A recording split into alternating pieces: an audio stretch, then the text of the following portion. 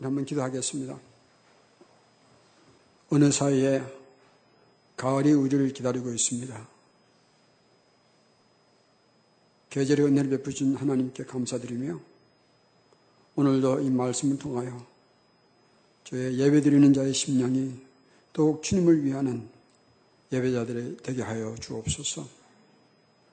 온갖 일들을 만나고 다루고 정리한 다음에 오늘 이 자리에 모인 저희들을 축복하셔서 특별히 이 시간 주의 말씀으로 우리를 조명시켜 주시는 성령님의 감능하심이 우리 각자에게 채워지게 하여 주옵소서. 오늘 이 시간을 주신 주님께 감사드리며 예수님의 이름으로 기도드리옵나이다. 아멘. 보통 교회 일을 사역이라고 그럽니다.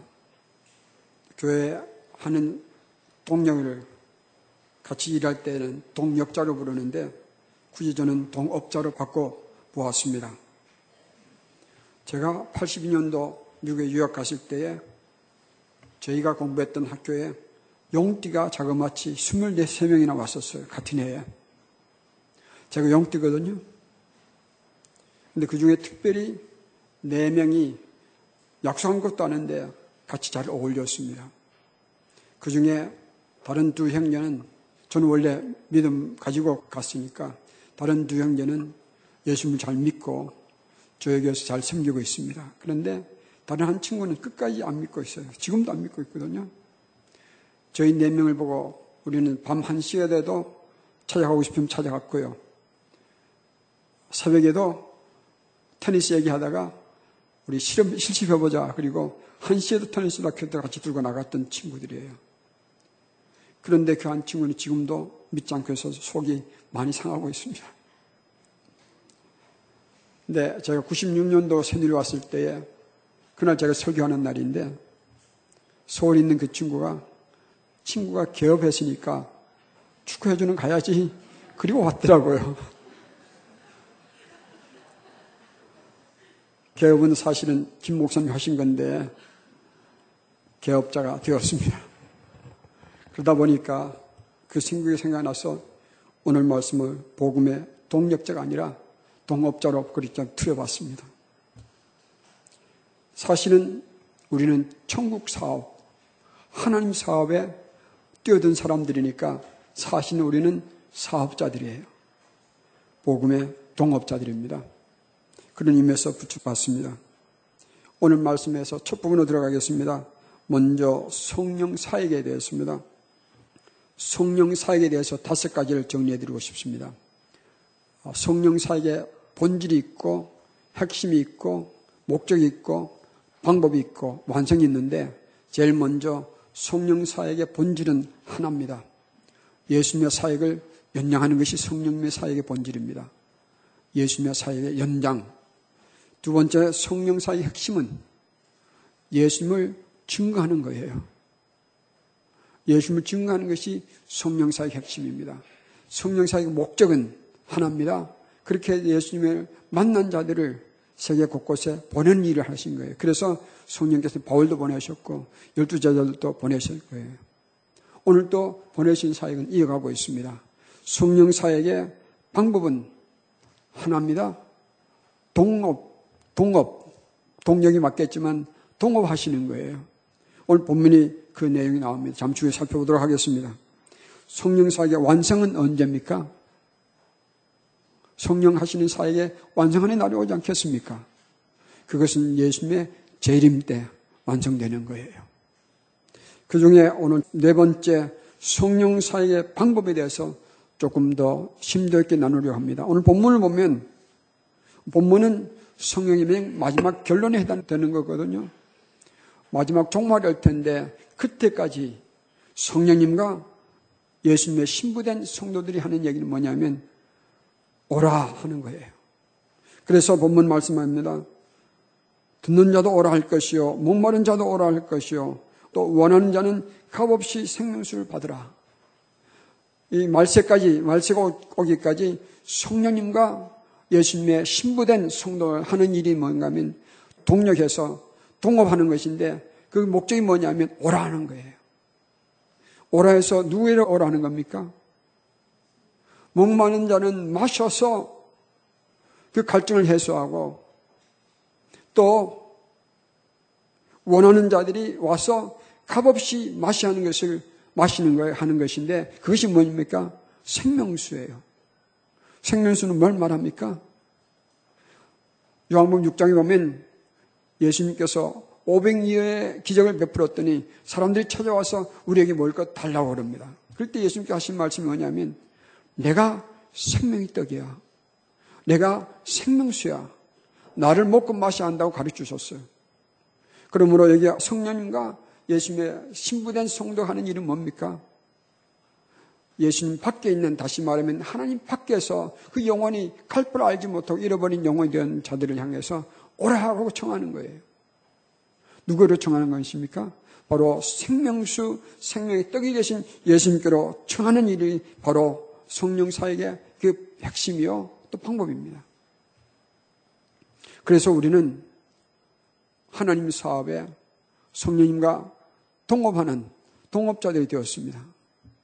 무슨 사업이요? 천국 사업. 뭐 세상에서 사업도 귀중하지만 천국 사업은 굉장히 값 있고 귀중한 거지 않습니까? 저는 따라하라는 것이 싫은데 오늘은 좀 하겠습니다. 왜냐하면 좀 기억해 주시길 바랍니다. 그런 의미에서 저를 한번 따라해 주시기 바랍니다.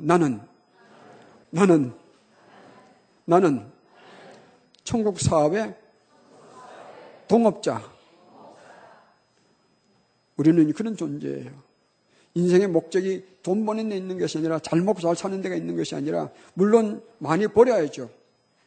그런 것들을 우리가 가지고 그것이 인생의 목적이 아니라 우리 진짜 목적은 뭔지 아십니까? 내게 허락하신 지혜, 지식, 재능 그리고 기회, 사업이면 사업, 직장이면 직장, 교수면 교수의 사업을 통해서 우리 하는 일이 뭐냐면 예수님 밖에 있는 잃어버린 그 양들에게 잃어버린 영혼들에게 오라 하는 거예요. 누구에게로요? 생명의 떡과 생명수가 되신 예수님께로 청하는 교일입니다. 우리는 그런 존재가 되었습니다. 감사하십시다. 삼성 회장이 와서 만약에 오늘 예배 마치고 삼성 회장이 차 타고 와서 우리 누구 중 한 사람에게 나와 동업하십시다 라고 한다면 우리는 뭐라고 하겠습니까? 회장님과 동업할 자신은 없어요. 그럴 때 그 회장이 괜찮습니다. 당신이 나의 동업자가 되어주면 그것으로 끝납니다. 그래서 예수했다 하십시다. 그럼 어떻게 될까요? 아마 대전에 있는 중도일보, 대전일보 기자들이 막 몰려올 테고 전국 기자들이 올 테고 아마 세계에 있는 기자들이 몰려와서 그럴 거예요. 도대체 삼성그룹의 회장이 이 사람이 누구길래 뭐가 있길래 아무것도 투자도 하지 않는 동업자로 만들어주셨겠는가 주었겠는가 아마 그렇게 신문이 소문이 날 거예요. 여러분과 제가 뭐가 있어서 성령님의 동업자가 되겠습니까? 우리는 아무것도 없습니다. 그런데도 불구하고 성경 말합니다. 우리는 하나님 사업의 동업자예요. 아무도 감격이 없으니까 저는 정말 감격되는 거거든요. 이따가 제 감정을 나눌 텐데 이런 자격이 전혀 없는 저를 하나님께서 세워주셔서 성령님의 이 사회의 동업자로 사해 주신 것을 얼마나 감사드리는지 모릅니다. 누구든지 오라. 값없이 와서 마시라. 우리 그 말을 해야 하는 사람들이에요. 이런 질문이 떠올랐습니다.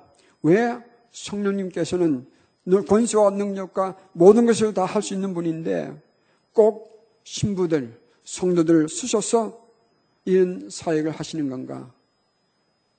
그런 질문이 안 되세요? 왜 성령께서 마음껏 하실 수 있는데 왜 꼭 사람을 써서 동업하시는 건가?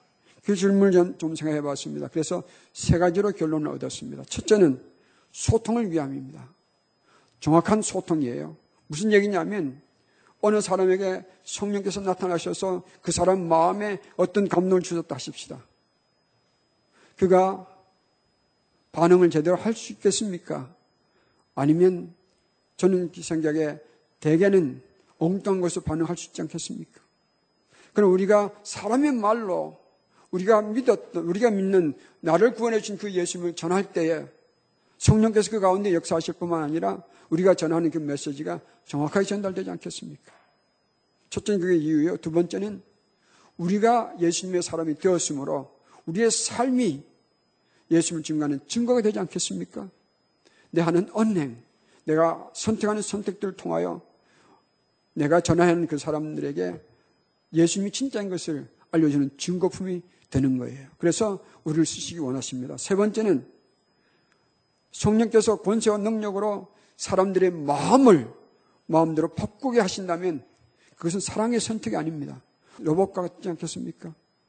그러나 성령께서는 우리를 통하여 우리의 메시지를 전하 듣는 그 사람들에게 스스로 선택해야 하는 그 선택권을 주신 거예요. 사랑의 선택입니다. 사랑이 없으면 막 힘으로 권세로 막 지어받고 따르게 할 수 있지 않겠습니까? 그것은 마음의 따름이 아니에요. 힘에 끌려서 따르는 거지. 그러나 우리를 통하여 전해진 메시지를 듣고 본인들이 스스로 아하, 당신을 보니까 당신이 믿는 그분은 진짜구나 라고 감동을 줄 때에 스스로 선택하지 않겠습니까? 하나님의 사랑은 당신을 통하여 내게 전달되어서 그런 말을 듣기를 하나님께서 원하시는 거예요. 사랑의 선택입니다. 자유의지로 선택하기를 원하시는 것입니다. 두 번째 주제로 가겠습니다.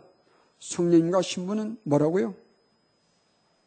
성령님과 신부는 동업자. 잊지 마십시다. 천국 사업의 동력자인데 성령의 예들을 보면 군데군데 그 찾아볼 수 있습니다. 몇 가지는 제가 그냥 말씀드릴 테고 한 부분은 매우 중요하니까 성령을 펴서 찾아보도록 하겠습니다. 첫째는 사도행전 28장 25절에 보면 바울이 죄수로 로마에 끌려갔어서 거기서도 유대인들에게 복음을 전할 기회가 있었습니다. 그런데 듣는 자도 있었고 듣지 않는 자도 있었습니다. 그래서 헤어질 때에 바울이 그들에게 한 말이 있습니다. 그것이 사도행전 28장 25절 이후에 나오는데 그 구절은 바로 이사야서 6장 9절 이후에 나오는 말씀의 인용이에요. 그런데 한번 살펴보면 그런데 놀라운 것은 사도행전 28장 25절에는 성령께서 이사야 선지자에게 알려주시셔서 이렇게 되어 있거든요. 그런데 그 인용 구절을 이사야서 6장 9절 이후로 보면 하나님께서 말씀하시다가 나오는 거예요. 그렇다면 성경이 잘못된 것이 아닌가. 또 그 한 군데 되어 있습니다. 히브리서 10장 15절에서부터 18절에 나오는 구절이 있습니다. 거기에 보면 이런 내용이 나와요. 성령께서 우리에게 알려주셔서 그렇게 되어 있는데 그것도 예레미야서 31장 33절과 34절의 인용입니다. 좀 적어두셔서 오늘 집에 가셔서 한번 읽어보시길 바랍니다. 첫째는 사도행전 28장 25절이고 두 번째는 이사야서 6장 9절에서 9절 이하입니다. 그리고 두 번째는 히브리서 10장 15절 이하인데 그것은 예레미야서 31장 33절과 34절의 인용입니다. 그런데 여기 보면 히브리서는 성령께서 우리에게 알려주시되라고 되어 있는데 예레미야서 가면 여호와께서 말씀하시기를 그렇게 되어 있습니다. 이건 뭘 말하는가 하면요. 간단합니다. 이것은 성령의 오류가 아니라 성령께서 구약시대에도 성부가 두신 뜻을 그 하나님 사람들에게 다시 말하면 예수님의 신부될 자들에게 보여주신 거예요. 아버지의 마음을 아버지 뜻을 전해주신 겁니다. 그러므로 구약 성경에도 여러 군데 보면 성령께서 하나님의 사람들과 동역하신 것을 볼 수가 있습니다. 한 군데 찾아보겠습니다. 시편 110편 1절을 보겠습니다. 우리가 시편을 읽을 때에 자주 간과하는 부분이 있는데 시편의 제목입니다. 많은 시편을 다윗이 적었거든요. 오늘 110편도 보면 누구의 시로 되어 있습니까? 다윗의 시예요. 그렇다면 이 시는 누가 지은 겁니까? 다윗이 지은 거예요. 1절 같이 읽겠습니다. 여호와께서 내 주에게 말씀하시기를 내가 너의 원수들로 내 발판이 되게 하기까지 너는 내 오른쪽에 앉아있으라 하셨도다. 여기에 내 주는 누굴 말할까요? 다윗이 왕이니까 다윗이 주가 될 수 있지 않겠습니까? 그런데 이 1절은 뜻밖에도 성자 예수님의 부활에 관한 예언입니다. 다시 말하면 여호와께서 내 주, 우리 구주 되시는 성자 예수님께 말씀하시기를 내가 너의 원수를 너의 발판이 되게 하기까지 너는 내 오른편에 앉아있으라 하셨도다. 이것은 예수님의 승천을 예언한 구절이에요. 여러분 구약 성경에서 예수님을 가장 많이 예언한 성경책이 어느 책입니까? 아마 성경 많이 읽으신 분들은 대부분 말할 거예요. 이사야서다. 사실 이사야서는 예수님에 관해서 많이 예언했습니다. 그런데 사실 예수님에 대해서 가장 많이 예언한 구약 성경책은요, 시편이에요. 시편에서 이 다윗은 예수님의 십자가의 길과 이 땅의 오심과 고난과 죽으심과 십자가의 그 고난의 길 내용에 대해서 내가 목마르다, 내 옷을 저들이 제비 뽑나이다, 이런 내용들이 세상까지 기록되어 있어요. 그래서 시편에는 많은 예수님에 관한 예언들이 기록되어 있는데 도대체 다윗은 어떻게 오실 예수님을 알고 이렇게까지 세밀하게 기록했겠는가? 오늘 본문의 이 내용은요, 십자가에 죽으시고 부활하신 예수님께서 승천하셔서 영원히 천국에 있는 보좌 오른편에 앉아 계실 것을 예언한 내용이고, 예수님께서는 과연 부활하신 후에 그렇게 승천하셨거든요. 그 얘기가 뭐냐면 사도행전 7장에 보면 마지막 부분이에요. 스데반이 돌을 맞아서 순교하면서 뭐라고 했습니까? 하늘이 성령의 감동을 받아 보니 하늘문이 열렸어요. 성령께서 이 스데반에게 뭘 보여주셨냐면 하늘에 있는 모양을 보여주셨어요. 그때 뭘 봤습니까? 하나님 보좌 우편에 서 계신 예수님을 본 거예요. 여기서 보면 또 이런 질문을 해볼 수 있겠습니다. 도대체 다윗은 어떻게 해서 이런 내용들을 상세하게 알아서 그의 노래에 담았을까? 답을 아세요? 한 분이 저한테 알려주셨습니다. 그래서 그 근거를 한번 찾아보겠습니다. 마태복음 22장입니다. 41절 보겠습니다. 마태복음 22장은 대단히 재미있는 장이에요. 예수님께서 마지막 십자가를 가시기 위해서 예루살렘에 입성하셨더니 바리새인과 헤롯 당원들 여러 그룹의 사람들이 예수님을 책잡기 위해서, 죽이려고 책잡기 위해서 네 번의 질문합니다. 주님께서 그 대답을 잘 하시고 나머지 이제 5번째 질문이 있는데 그것은 예수님께서 그들의 거꾸로 질문하신 내용입니다. 그 내용이 42절에 나옵니다. 너희는 그리스도에 대해서 어떻게 생각하느냐? 누구의 자손이냐? 물었을 때 그들은 성경에 나온 대로 다윗의 자손입니다 라고 대답합니다. 그들을 향해서 43절에 나옵니다. 43절 같이 읽겠습니다. 이르시되 그러면 다윗이 성령의 감동이 되어 어찌 그리스도를 주라 칭하여 말하되 주께서 내 주께 이르시되 내가 내 원수를 내 발 아래 둘 때까지 내 우편에 앉아 있으라 하셨도다 하였느냐. 이것은 누가 말한 말씀입니까?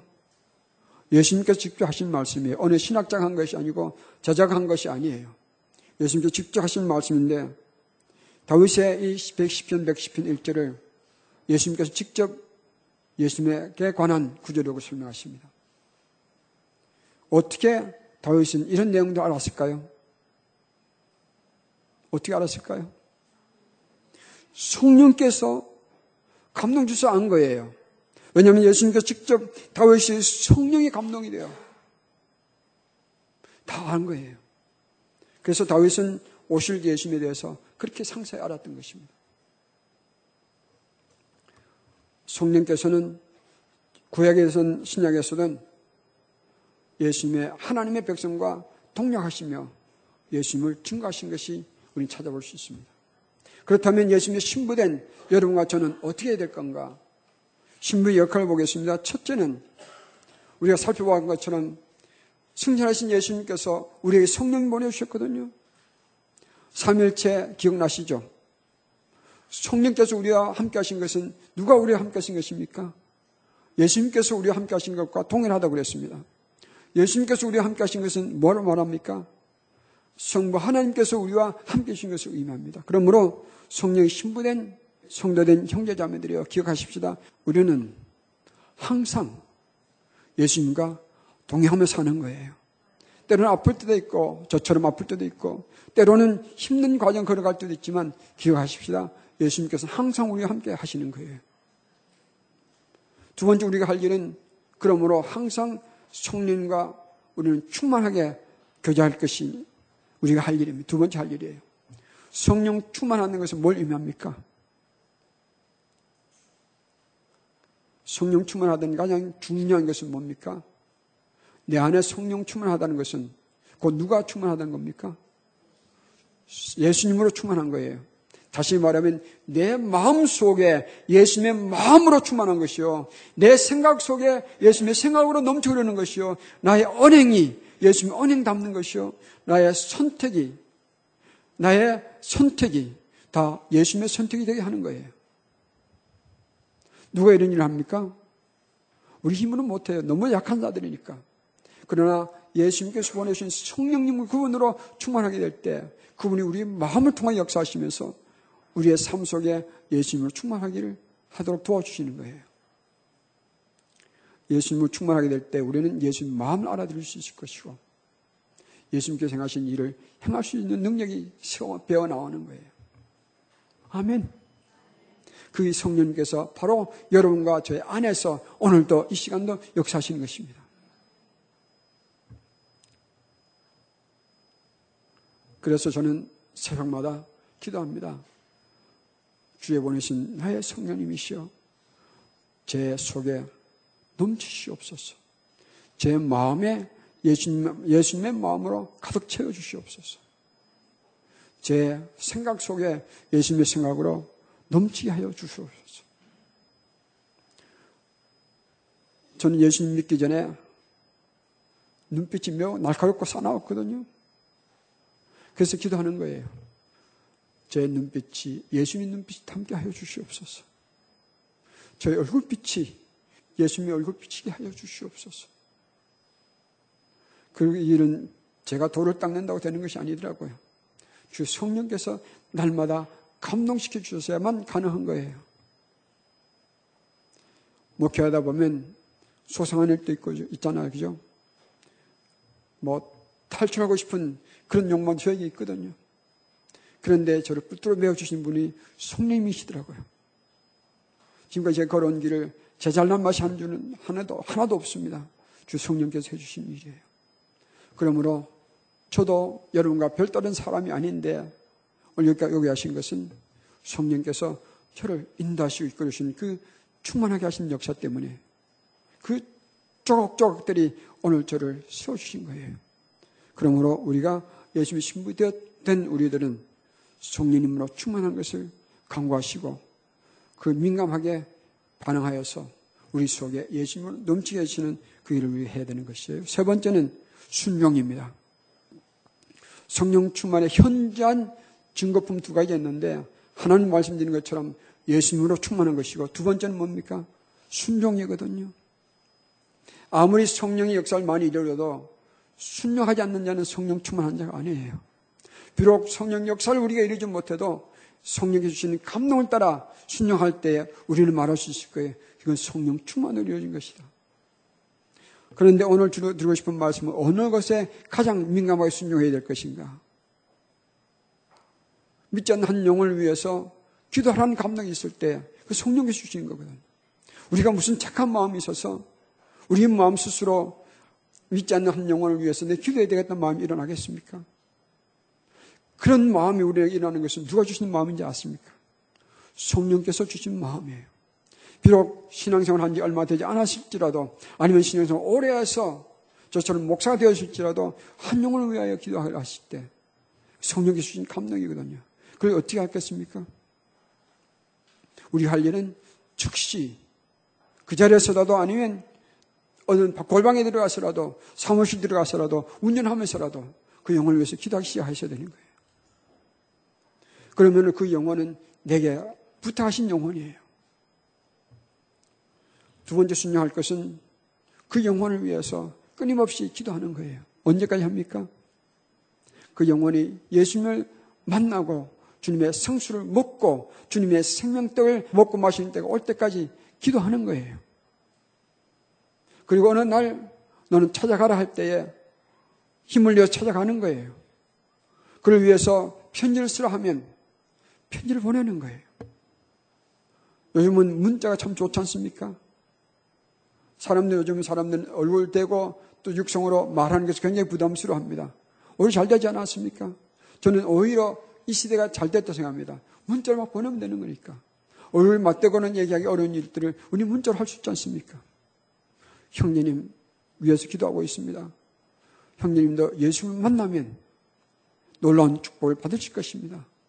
예수를 만나면 영생을 누릴 수 있을 것입니다. 문자 막 보내는 거예요. 찾아가기 어려우면 문자는 보셨지 않습니까? 문자 못 보내실 분 계십니까? 제가 대신으로 쳐드리겠습니다.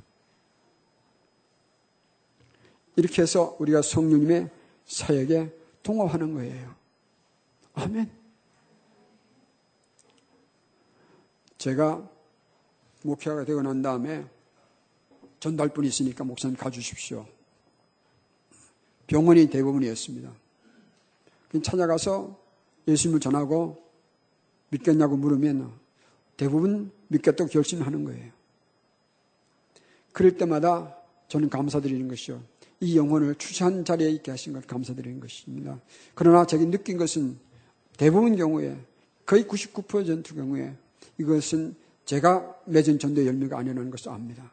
이 영혼을 위하여 저를 초대한 분도 시작해서 많은 분들이 기도하고 강구하고 전했던 것이 열매를 맺은 나는 그 거둔 시점에 있었을 뿐이에요. 여러분도 그런 열매를 많이 맺을 때 있기를 축복합니다. 마지막 주제로 새사랑 초청은 모두에게 주신 기회다. 이 말씀을 오늘 말씀 정리하도록 하겠습니다. 한 가지 질문을 적었습니다.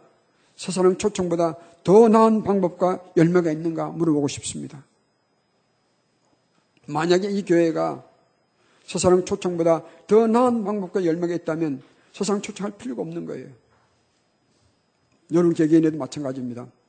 그러나 만약에 없다면 새사랑 초청은 오늘 우리 모두에게 주신 기회예요.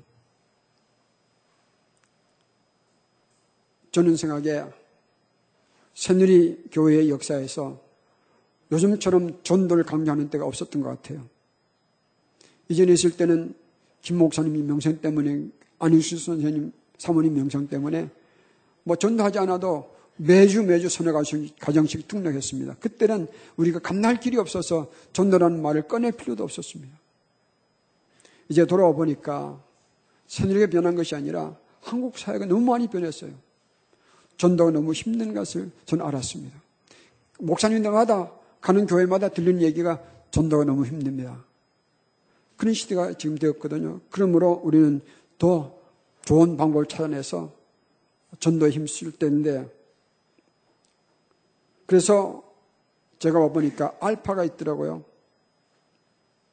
알파의 내용들 보고 제가 좀 진지하게 바꾸자. 왜냐하면 그 알파를 초청해서 그 사람들을 그냥 기분 좋게만 해드리고 보내는 것은 양심적이지 않다 생각이 들었습니다. 왜냐하면 그분들이 7주인데 그 귀한 시간을 내서 참여한 분들의 그냥 기분 좋게만 해드리는 것은 이것은 방법이 틀렸다 생각이 들었어요. 그래서 그 내용들을 다 바꿨습니다. 진지하게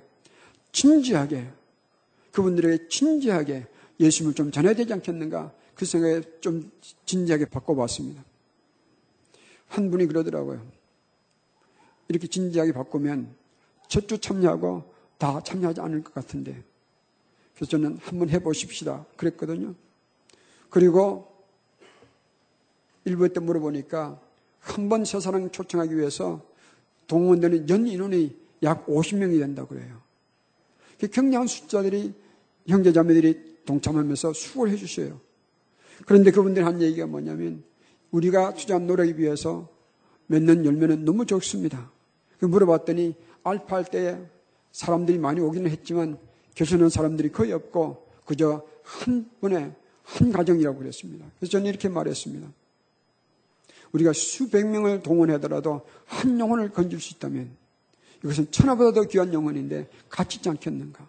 오늘 우리는 뭐 물량주의에 세뇌돼 가지고 한 명 정도는 신경 안 쓰는 것 같아요.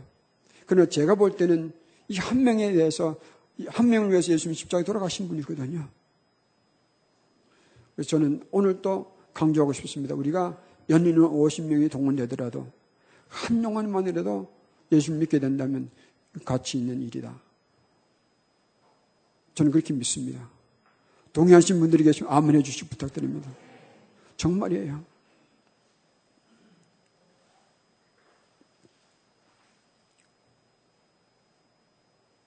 놀랍게도 그렇게 내용을 바꿨더니 두 번째 주가 없어지는 것이 아니라 많이들 참여하시더라고요. 그런데 세상을 마치면 평가서를 다 받거든요. 그 한 분이 이렇게 얘기하더라고요. 목사님, 지금까지는 다 음식 칭찬에 많았는데 메시지 가지고 감동받았다는 얘기는 처음 나왔습니다. 여러분, 진지하게 증거하면 성령께서 함께해 주신 것을 믿으시기 바랍니다. 죄송하지만 한번 여쭤보겠습니다. 이 중에서 저희 교회에서는 새사랑 초청 때문에 저희 교회 등록하게 되신 분들 있으면 손 한번 들어봐 주시기 바랍니다. 아니면 알파라.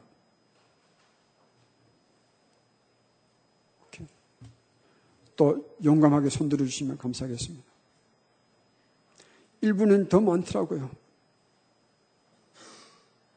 여러분, 손 드신 분들을 위해서 격려 박수 부탁드리겠습니다.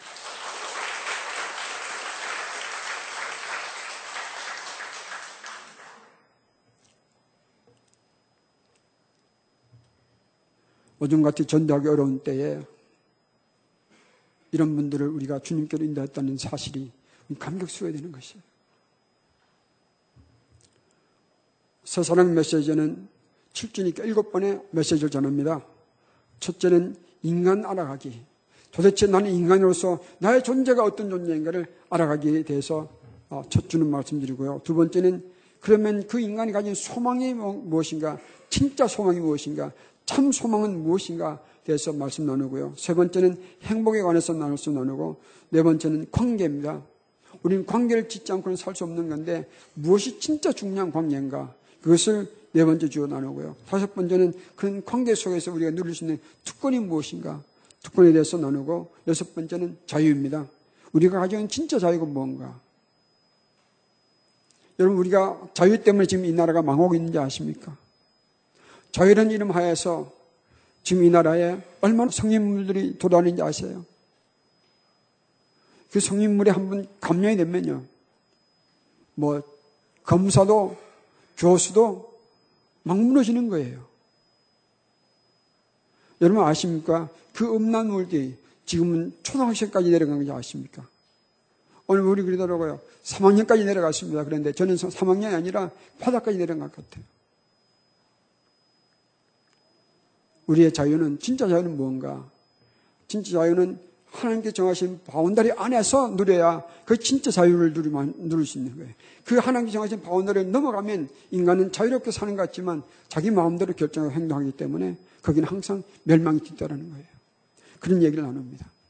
그리고 7번째는 공동체에 대해서 나눕니다.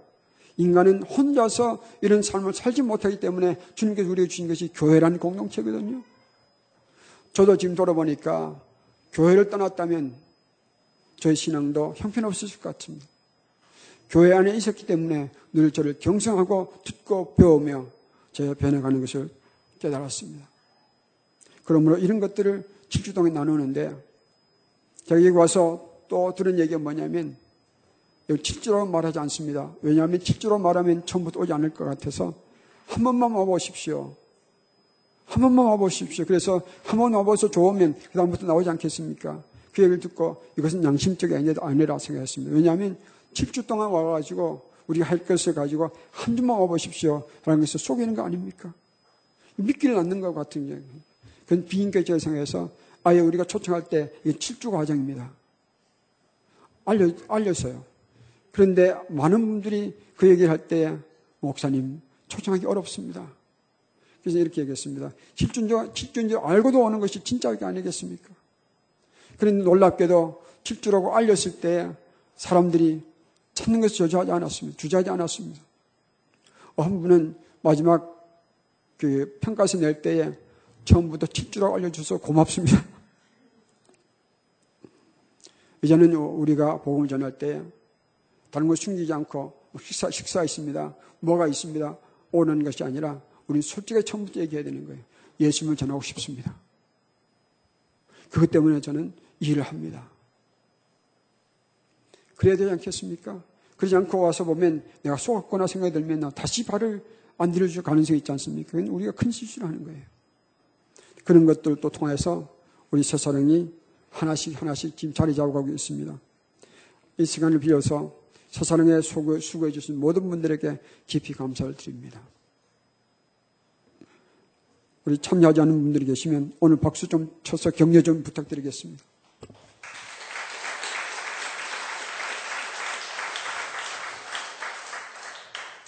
진심으로 지금까지 알파와 또 새사랑 초청에 수고해 주신 모든 시대들에게 감사를 드립니다.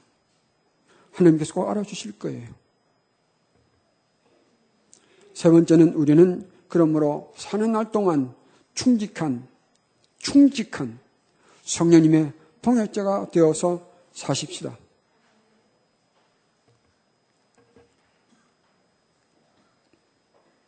아마 오늘 여러분 나가실 때 보면 한 영혼 끌어안기라는 쪽지를 받을 텐데 여기에 전면에 이렇게 되어 있고요. 뒷면에는 10개의 칸이 있습니다. 여기 뭐 하는 건지 아세요?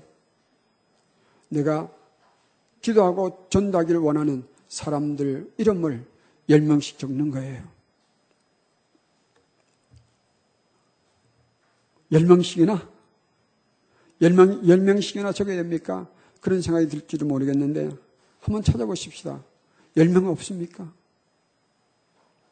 이렇게 도전하고 싶습니다. 혹시 여러분 부모님들 중에 안 믿는 분들이 계시면 부모님들 성함 먼저 적으세요. 여러분 형제간에 안 믿는 형제가 있다면 적으세요. 직장 동료들 중에 꼭 저분에게 내가 복음을 전하고 싶습니다. 예수님 만났으면 좋겠습니다. 라는 분들이 계시면 적으세요. 이것도 마찬가지예요. 그러다 보면 적을 사람들이 적지 않을 거예요. 여러분 여기 10명 적는다고 누가 세금 붙입니까? 10명 적는다고 누가 벌금을 내라 합니까? 그 사람 이름 적고 여러분 기도하실 때에 주님께서 성령께서 알아주시고 너는 참으로 나의 귀한 동업자구나 알아주시고 그 영혼들 위해서 뭔가를 해주시기 시작하실 거예요. 아멘. 믿으십니까? 내가 한 영혼을 위하여 끌어안고 성령님께 간구할 때 성령께서는 나도 모르는 일들을 시작해 주실 것을 믿으십니까? 정말이에요. 아직도 믿지 않는 그 서울 친구는 언젠가는 어쩌면 이병균이가 죽고 난 다음에라도 믿는 날이 올 걸 저는 확신합니다. 왜 우리가 이렇게 합니까? 왜 우리가 미친 사람처럼 내 삶의 목적을 여기 둡니까? 인간은요, 자기를 창조하신 예수님을 만나야 제대로 인간이 되는 거예요. 그것은 제 체험에서 나온 이야기입니다. 제가 안녕을 좀 드리고 마치도록 하겠습니다. 아마 조각조각 여기저기서 들은 분들 계실 텐데 오늘은 조금 아주 자세는 아니지만 조금 자세하게 좀 말씀드리고 싶습니다. 제가 중학교 3학년 때 괜찮게 살았거든요. 집에 뭐 금송아지는 없어도 그런 데로 살았는데 아버님이 사업에 실패하셨습니다. 한국에서는 사업 실패하면 어떤 일이 일어납니까? 돈을 갚을 길이 없어서 저 부모님들은 저희 사남매를 남겨두고 사라지셨어요. 얼마나 시달렸던지 그렇게 사라지셨어요. 그때 저는 생각한 것이 뭐냐면 남자가 돈을 빌렸으면 죽을지언정 그 자리에 있어야지 어떻게 도망가 버리는가 그런 어린 마음 불만이 있었습니다. 그런데 그 일을 2번에 경험했습니다. 그리고 그 사이에 저희 아버님도 그랬겠죠. 얼마나 마음이 불편했었겠습니까? 밤마다 술이 채서 들어오시면 당신이 잠에 떨어지기까지 우리 식구들을 가만두지 않았습니다. 저는 결손 가정 이유가 뭔지 잘 체험했던 사람이에요. 어떨 때는요, 너무너무 안타까워서 씨름해서 아버지를 강제로 눕히기도 했습니다. 그러다 보니까 집에 들어오기 싫은 거예요. 그때는 통금제가 있었는데 통금제 넘어서까지도 밤거리에서 친구들과 시간을 보냈습니다. 담 터놓고 들어오는 거예요. 그 세계는 살아남으려면 인정받으려면 거칠어야 됩니다. 저는 본来거친 사람이 아니었는데 그 친구들에게 인정받으려고 거칠게도 행동하고 왔고요. 그래서 생긴 별명 중에 하나가 섹시 폭군이라고 그랬습니다. 생기기는 섹시같이 생겼는데 거친 사람이라고 그래서 섹시 폭군이라는 별명을 들었습니다. 하루는 담 터놓고 집에 들어왔는데 저 어머님과 누님이 두런두런 얘기하고 있었습니다. 가만히 들어보니까 술이 확 깨더라고요. 엄마, 규희는 제가 이름이 이병균이거든요. 저 어머님은 항상 저를 규냐 이렇게 불렀습니다. 엄마, 규희는 포기해. 저는 인간 안 돼. 그렇게 살았습니다. 얘기를 했더니 누가 그러더래요. 절대 안 믿어집니다. 그만큼 제가 변화한 거예요. 줄여서 말한다면 군대 갔다 와보니까 어머님과 아버님이 교회를 다니기 시작하시더라고요. 어린 기억이 있습니다. 저는 전기도 없는 동네에서 태어났거든요. 시골에. 그런데 그 숙군인 아버님이 어느 날 교회를 다니시더라고요. 그때부터 저희 집안은 굉장히 평안했습니다. 주일날은 온 식구가 같이 교회 가고요. 수요일 밤에는 저희 동네는 그 교회가 없었으니까 다른 동네로 갈 때에 여러분 관솔이 뭔지 아세요? 관솔? 나이 드신 분은 알 텐데 관솔이 뭔지 아세요?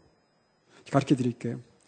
소나무를 잘라보면 그 안에 아주 송유가 가득 찬 그런 토막이 있습니다.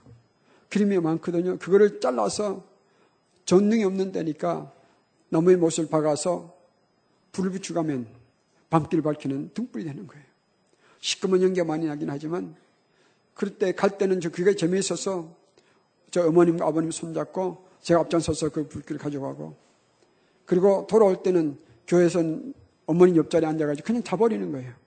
올 때는 어머니 품에 엎혀서 집에 왔던 기억이 있는데 그때는 참 평안했습니다. 그런데 대구로 아버지가 돈 좀 벌어보겠다고 나오셔가지고 하시는 사업도 다 털어버린 거예요. 그러고 나서 교회도 떠나버리니까 저희도 다 떠났죠.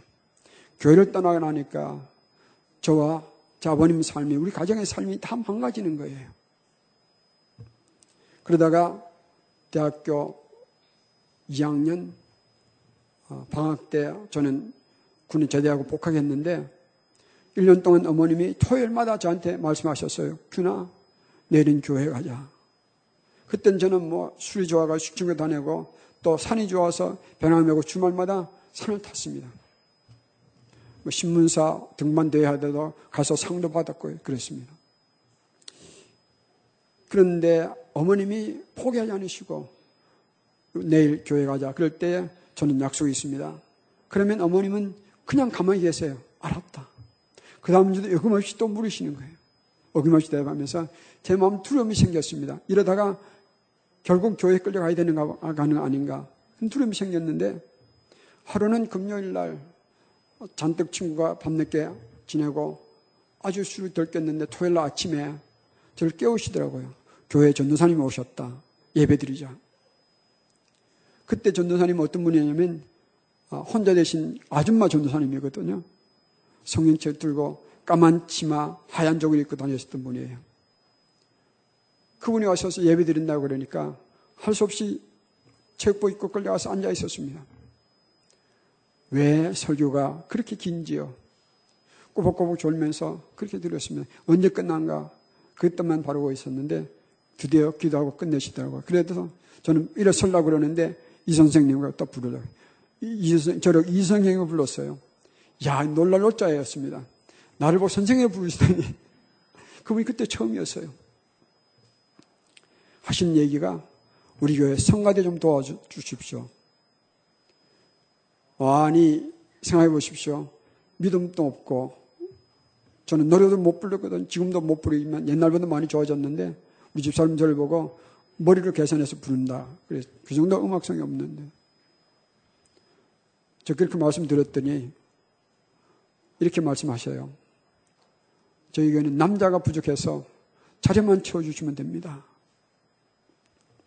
그때 저는 의리가 참 좋았어서 의협심이 막 생겨가지고 얼마나 남자가 없었다면 나 같은 자에게도 자리를 채워달라 했겠는가. 그래서 불쌍한 생각이 들어서 언뜻 예수 도와드리고 작성했습니다.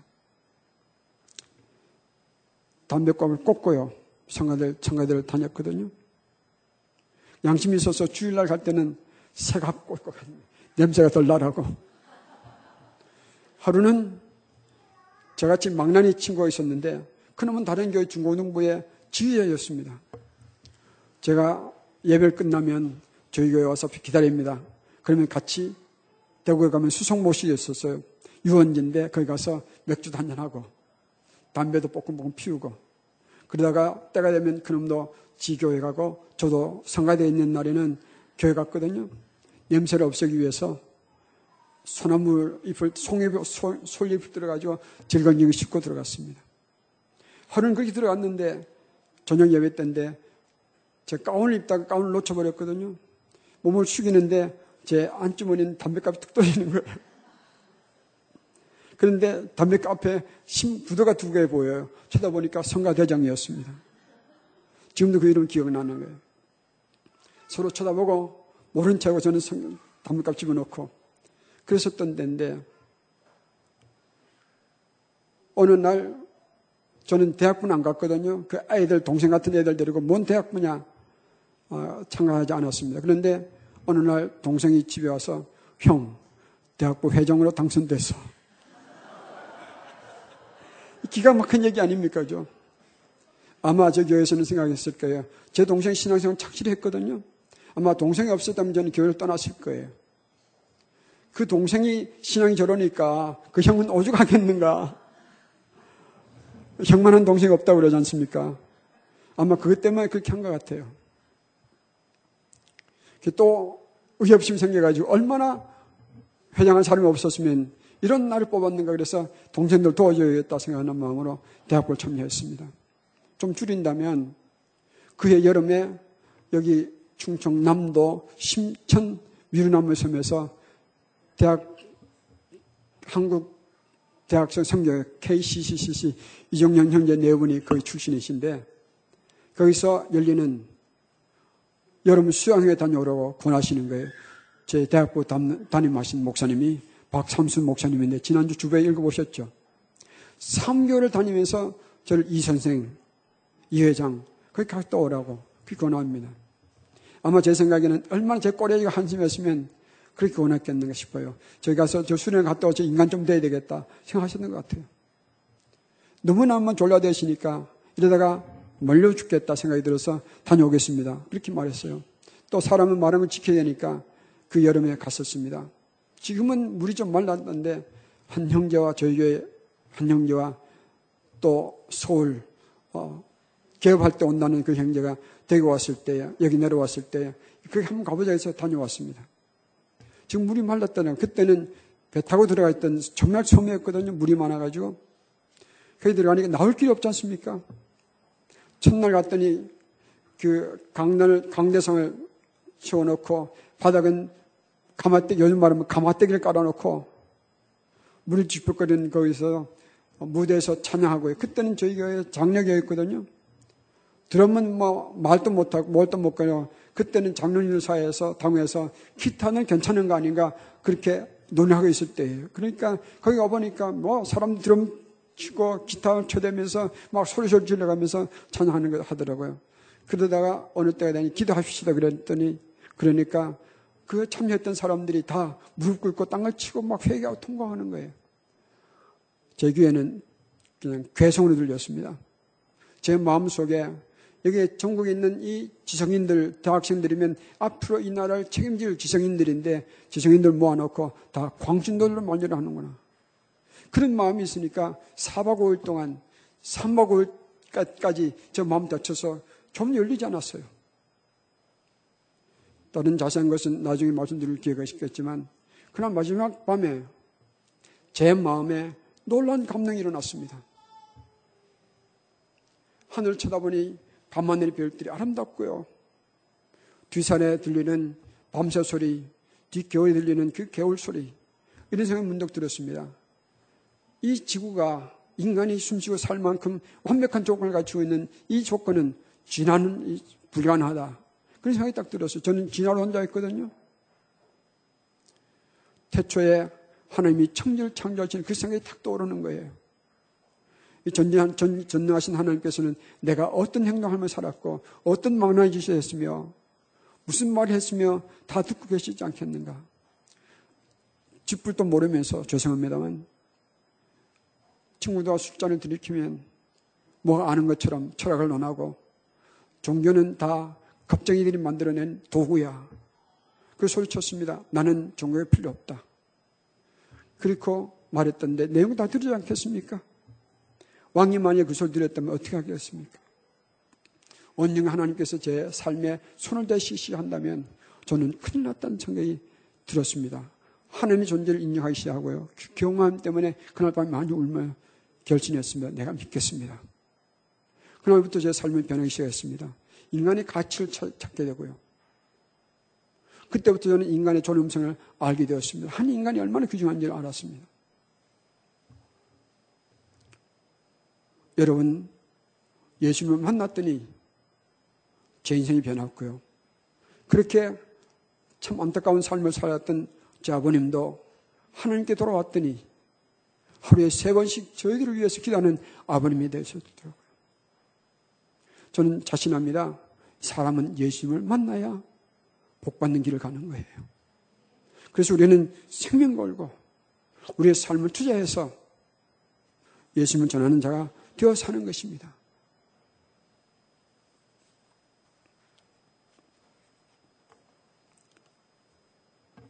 간곡히 부탁합니다.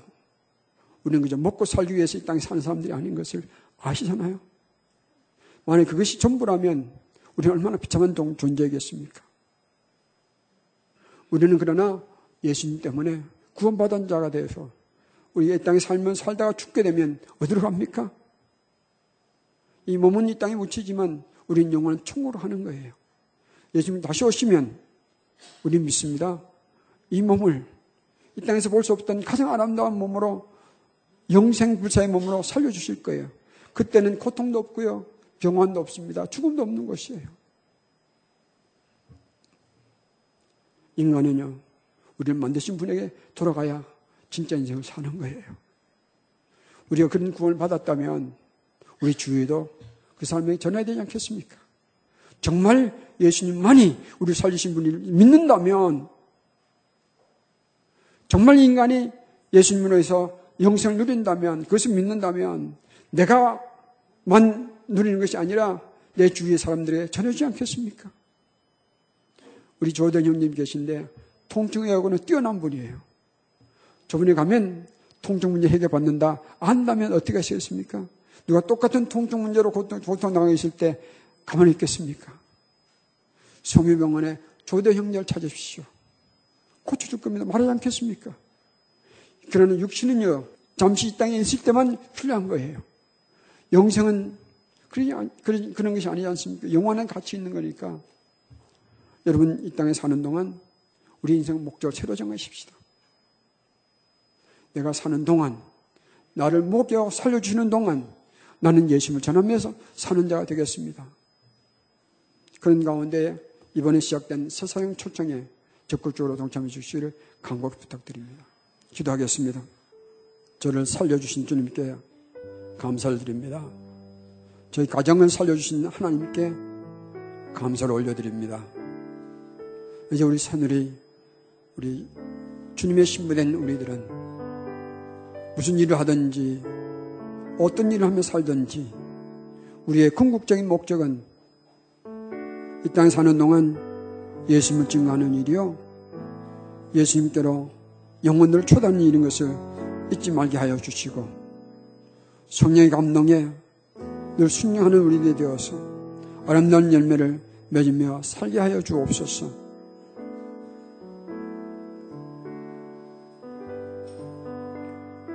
연약한 가운데도 주님을 증거하고 싶어서 간증까지 곁들이며 긴 설교를 했습니다. 내 주의 성령께서 듣는 이들에게 감동 주셔서 한 영혼이라도 한 영혼이라도 주님께 인도하는 기쁨을 맛보게 하여 주옵소서. 이 시간 잠시 기도하겠습니다. 이번에 새사랑 초청에 내가 초청해야 할 한 영혼이 누굽니까?